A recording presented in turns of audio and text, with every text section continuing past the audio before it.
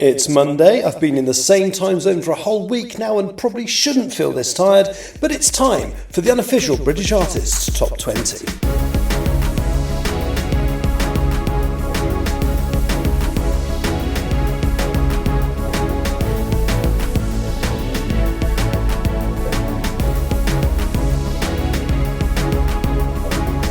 Listening to the Unofficial British Artists Top 20.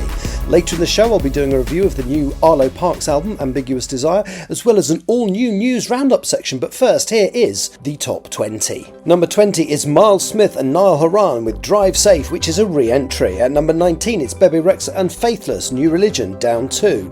We have a non-mover at number 18, Fleetwood Mac with Dreams, and Ewan Vicker is up 2 places at number 17 with Share the House. Raye's I Know You're Hurting is down 5 places to number 16.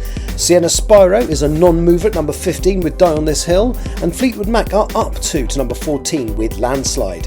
Up 1 to number 13 is Central Cee with Wagwan. And we have a new entry for Harry Styles at number 12 with Sign of the Times. At number 11 it's Olivia Dean with Nice to Each Other, up 2 places. Here's your top 10. At number 10 it's Harry Styles with Ready Steady Go, up 2 places. Up 1 place to number 9 is Olivia Dean with So Easy to Fall in Love. Down 1 to 8 is Sienna Spiro's The Visitor, and up 2 to 7 is Pink Pantheress with Stateside. Dave and Tems are up 2 to 6 with Raindance, and Raye is up 1 place to number 5 with Where Is My Husband. We have a non-mover at number 4, also Raye with Clack Symphony, and a non-mover at 3 for Olivia Dean with Man I Need. We have a non-mover at 2 for Harry Styles with American Girls, and for the 7th week now we have Sam Fender and Olivia Dean at number 1 with Rein Me In. Again, I would argue that was a bit of a slow week chart-wise. There's 6 non-movers in there, so like the week before last, the top 4 hasn't changed at all. We've got a couple of other non-movers throughout there. I was quite pleased with how well Raye is doing, so Click Clack Symphony maintained its position. Where Is My Husband has actually gone up 1. The only one that sort of seems to have dropped, well, quite a bit actually, 5 places, was I Know You're Hurting, and this is also reflected in the official chart. Click Clack Symphony it's gone down a couple of places, but it's roughly in the same place. And Whereas My Husband, despite being around for quite a long time now, has held its position in the official chart, so that's really good. Other than that, Miles Smith and Niall Horan are back in. That's probably off the news of Miles Smith album, which is due out later in the year.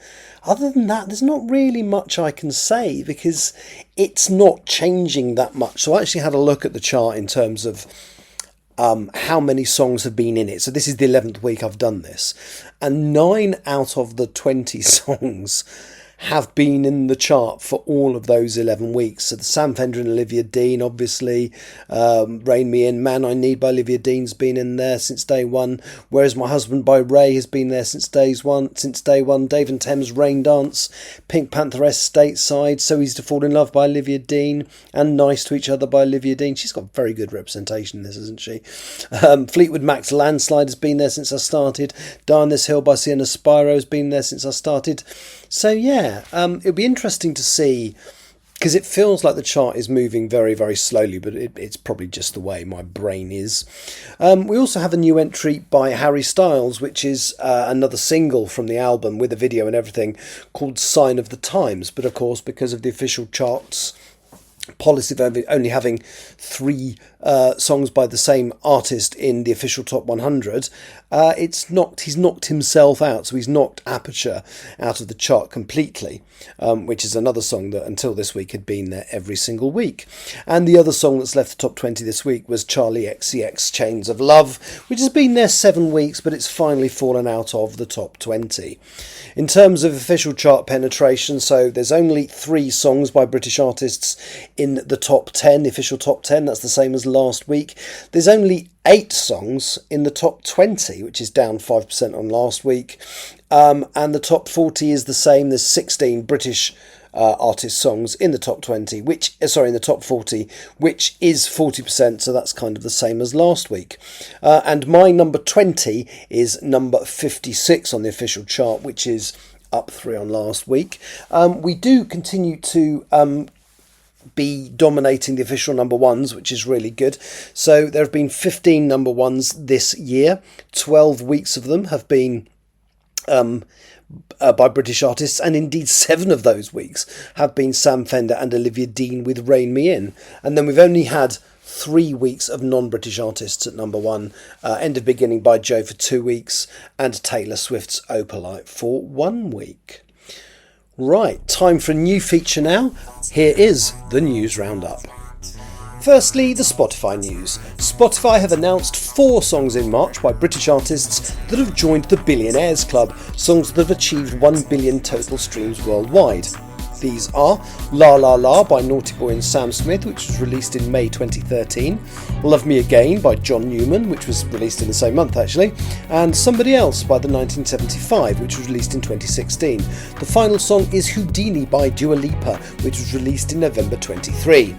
This week, Dermot Kennedy's new album, The Weight of the Woods, was the 3rd most streamed debut album worldwide. There are 3 albums by British artists in the global album streaming top 10. Number 4 is The Art of Loving by Olivia Dean. At 6 is This Music May Contain Hope by Raye. And at number 9 it's Kiss All the Time Disco Occasionally by Harry Styles. This week, no British singles feature in the top 10 debut songs worldwide. There are 4 songs in the global song streaming top 10. Number 4 is Stateside by Pink Pantheress and Zara Larsson. At number 7 is Dave and Tems with Raindance, and Olivia Dean is at numbers 9 and 10 respectively with Man I Need and So Easy to Fall in Love. There are currently 2 British artists in the top 10 pre-saves chart for albums yet to be released, and both are former members of One Direction. At number 5 is Zayn with his album Chronicle, which is due for release on Friday, which has 354,200 global pre-saves a week before release. And at number 9 is Niall Horan's Dinner Party with 232,200 pre-saves. This album is due for release on the 5th of June. Finally, Dua Lipa has become the first female artist in history to have 2 albums that have individually achieved more than 15 billion streams. The Moonlight edition of Future Nostalgia and the complete edition of her self-titled debut. Personally, I would have assumed that Taylor Swift would already have achieved this landmark, but apparently not. In other news, Muse previewed some tracks from their forthcoming 10th album, The Wow Signal, during a one-night takeover at the Brixton Academy on the 7th of April. Their last appearance at this venue was in 2001 with a 2-night stint to launch their second album, Origin of Symmetry. Pop legends Pet Shop Boys did 5 nights last week at the Electrical Ballroom in London in a show called Obscure. Aimed strictly at fans, they performed none of their singles. Instead, the shows were a mixture of B-sides and album tracks, some that have never been performed live before. Each night had a slightly different playlist, and the performances featured guests such as Sylvia Mason-James and Johnny Marr. Olivia Dean's Man I Need has climbed to number 1 in Billboard's Adult R&B Airplay chart in the USA. She's also topped the Pop Airplay chart, making her the first woman since Adele to hold both crowns simultaneously. This week's new albums by British artists are Cruel World by Holly Humberston, We Will Always Be the Way We Were by Jack Savoretti, and Forever Ends Someday by Wesley Joseph. That was the news. Now it's time to talk about this week's album, Ambiguous Desire by Arlo Parks. The reason that I chose this album this week was because a friend recommended her first album to me when it was released in 2021, and I enjoyed it. Not only me, Collapsed in Sunbeams won Arlo Parks Album of the Year, Best New Artist and Best British Solo Female Artist at the 2021 Brit Awards, as well as winning her the 2021 Mercury Prize.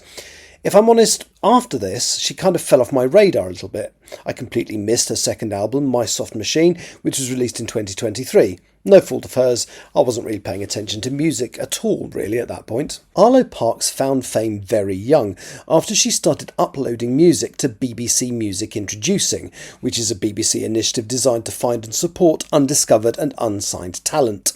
It worked. Radio presenters distributed these demos, and she soon found herself being managed by Ali Raymond of Beatnik Creative. They helped her to release her first single, Cola, in November 2018, just after she had turned 18, and then announced the release of her first EP, Super Sad Generation. In the first year, Cola had achieved over 3 million streams on Spotify, and thanks to this song, she was signed to independent record label Transgressive Records.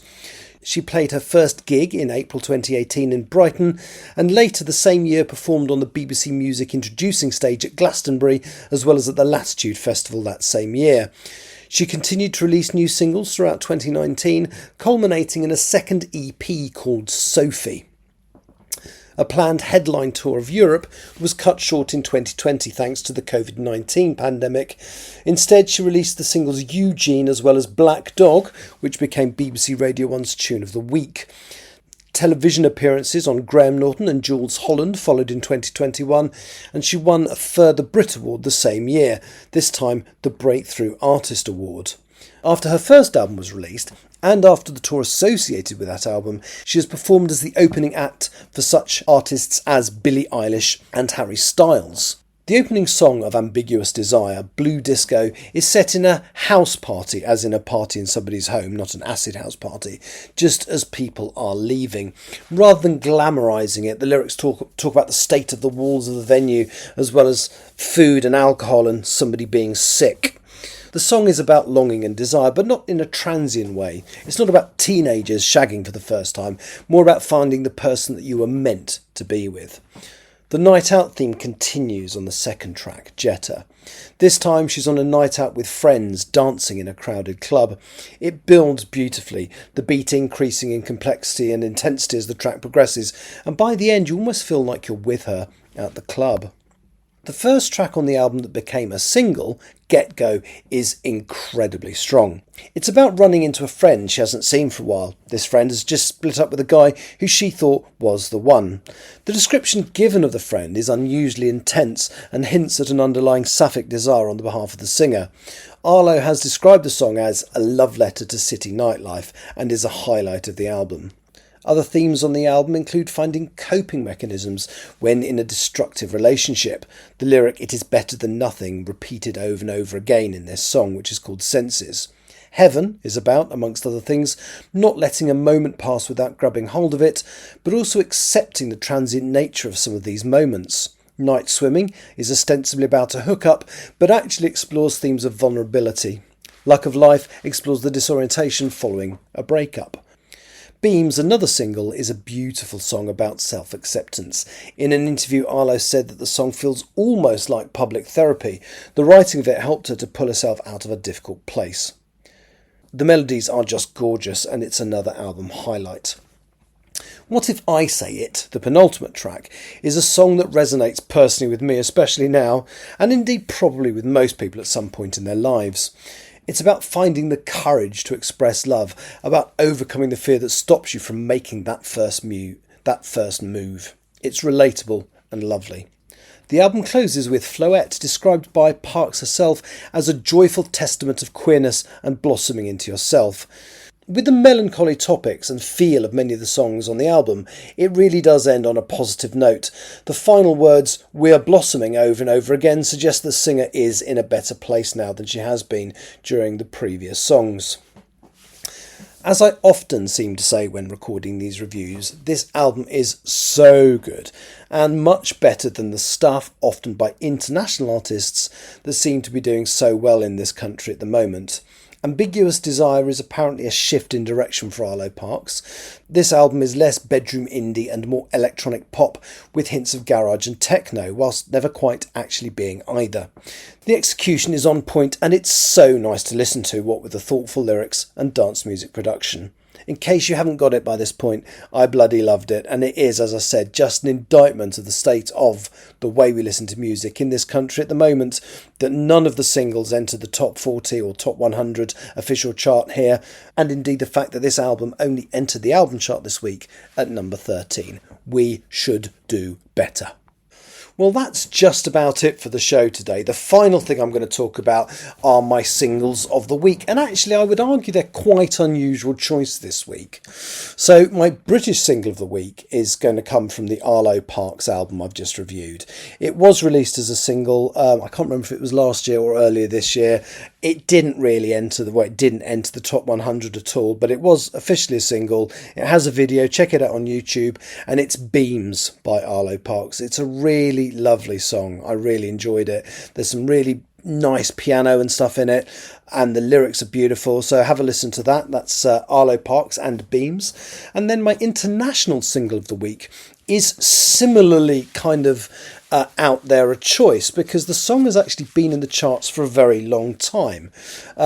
It's been around, according to the official charts, for 24 weeks, which is, that's nearly half a year. I definitely remember it being in the chart in November, because I remember thinking, I bet this drops out as soon as the Halloween stuff exits the charts. Well, it didn't.